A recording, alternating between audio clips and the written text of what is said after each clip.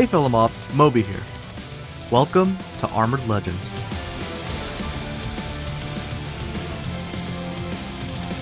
In this series, we interview some of the best players in the world and have them share their strategies, builds, and tech. In my previous video, I saw many comments from players who fell into despair, thinking that reaching a high rank was not possible without playing optimal meta builds. I didn't want this to be the message of this series, so I found two players who dominate S rank using incredibly unique builds, one of whom we will cover today.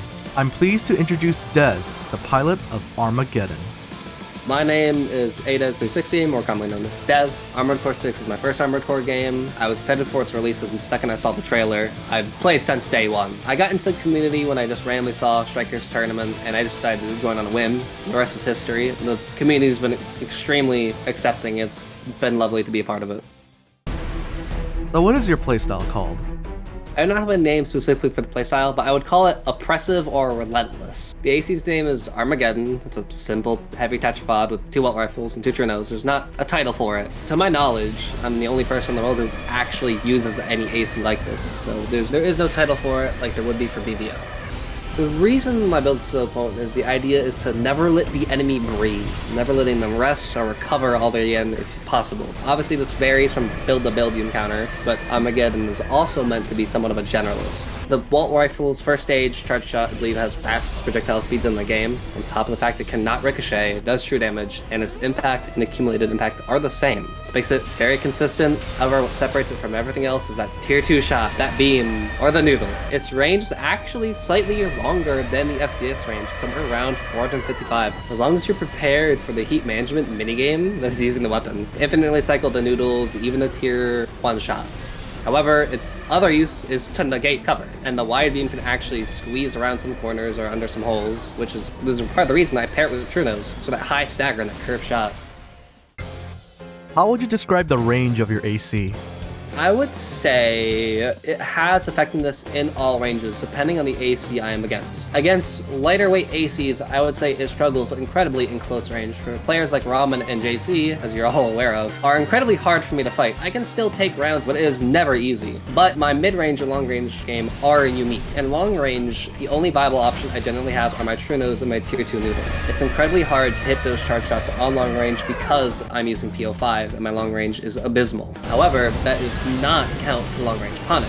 If I somehow manage to land a punish where I can stagger someone with the 2 Trunos, it is possible, very possible for me, even outside my general range, even with PO5, to land both charge shots on the Walters if I have them ready, and land a massive stagger at a incredibly long distance. I see that you often use the Terrenos to stagger someone rather than punish them with it.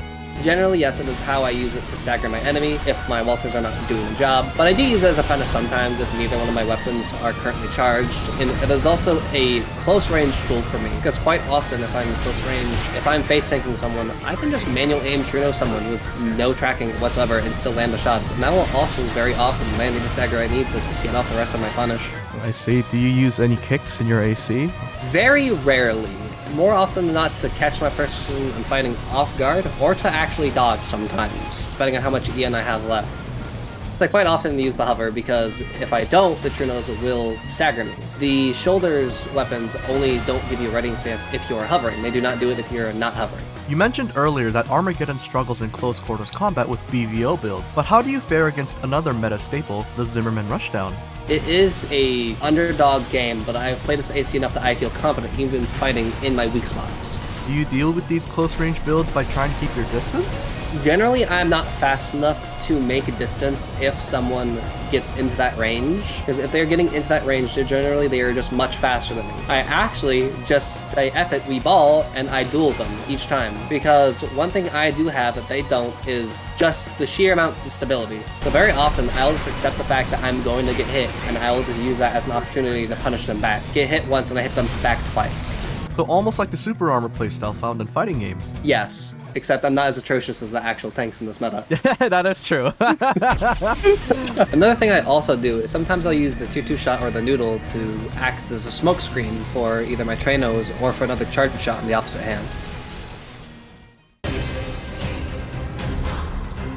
people are probably going to be caught off guard by the most is the Hammerhead. I actually enjoy the general stat density of the Hammerhead, but the main reason I use it is actually for the True Nose. Because I play exclusively in softlock, I have to constantly pay attention and manage where my enemy is at all times, so I never lose that tracking. Since I'm using PO5 as my FCS, it does not have the best missile tracking timer in the world by far. So it's a bit of a management game of keeping heat and vision on someone at all times, so I just throw the Hammerhead on there, so it's something I never have to worry about. And I can just entirely work around people using the stun guns, which could hurt before I wore this.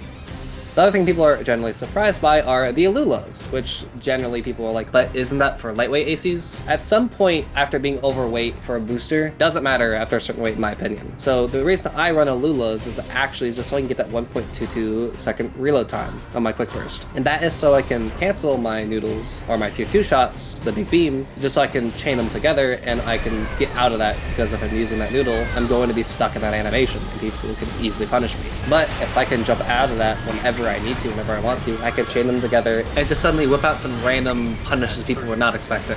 One of the biggest things I do actually, and another reason I run that Alula, is like you can cancel those tier 1 charge shots and you can give them that red beep warning and force them to QB and then rip it on the other hand. You can cancel that shot and just rip it anyways. And it catches a lot of people off guard and can be always just enough to stagger someone and finish them off.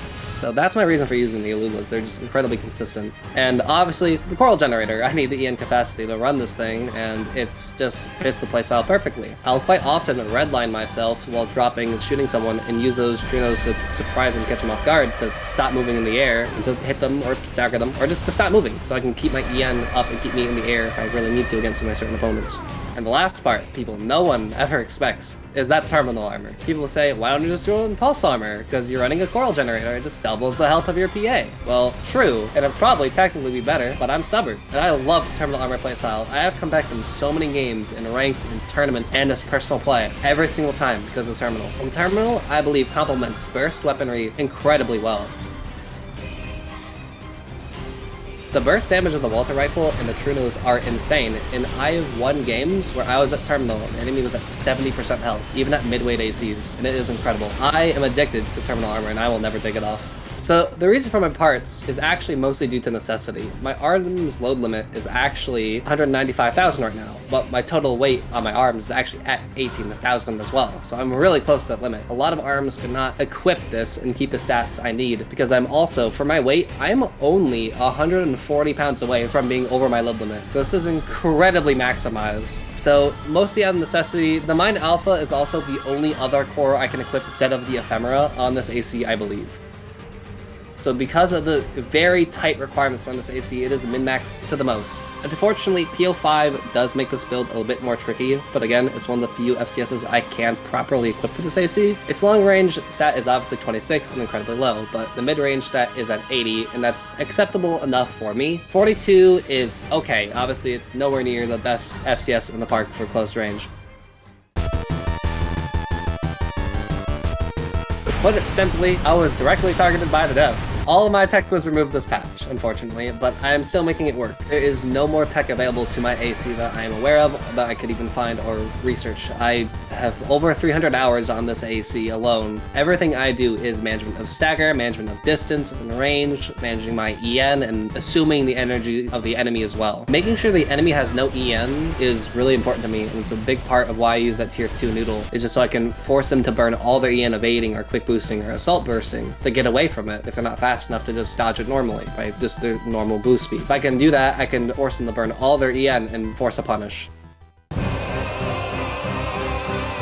The visual inspiration is actually a bit of a story, believe it or not. When I first started this game, I got into a duel with my friend. I actually made this AC as a joke because at the start of the game when it first came out, no one really knew what worked or how things interacted. I knew that tanks and tetras didn't have to have a readying stance when firing weapons, so I was wondering, dude, can I just fire the beam and walk? That'd be insane, but obviously no, you can't. I also was curious to see if I could just fire out 2 beams at the same exact time. Sadly, I found out I couldn't. However, I dueled my friend for hours. He was playing a lightweight AC and he just could not beat me a single time. He said he just wanted to keep fighting me like he was fighting an in-game boss. After that, I just wanted to make something that felt and looked like a boss you would encounter in the game. Armageddon.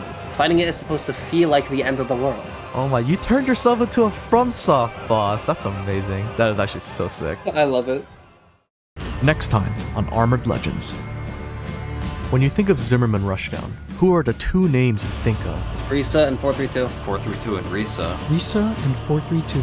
These two are definitely dominant players and the best at what they do.